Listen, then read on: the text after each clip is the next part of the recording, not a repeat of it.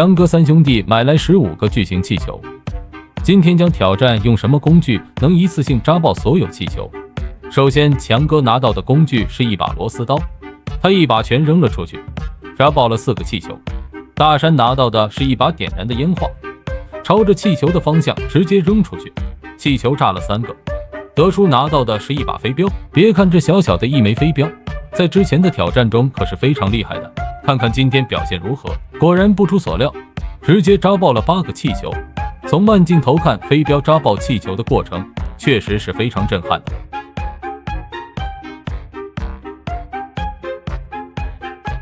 第2轮，强哥拿到将用高尔夫球杆打气球，由于不好掌握角度，仅仅扎爆了1个。大山拿到的是胡萝卜，可惜路线跑偏了，只扎爆了3个就偏离了气球的路线。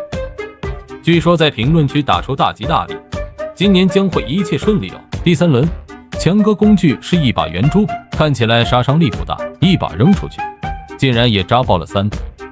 大山的工具是一把叉子，扎爆了4只气球，中规中矩。德叔拿到的是一把螺丝钉，有些出乎意料，竟然扎破了6个。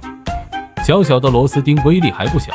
第4轮，强哥拿到一把扳手，一扳手下去，扎爆4个气球。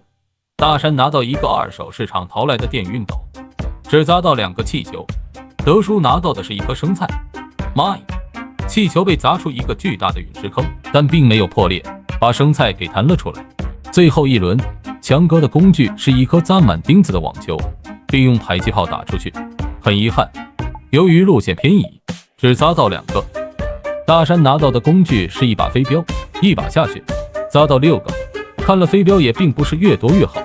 轮到德叔，拿到的工具是一个回旋镖，这玩意可不好掌控路线，只砸到1个。还有什么工具适合拿来扎气球呢？评论区说说的你的建议。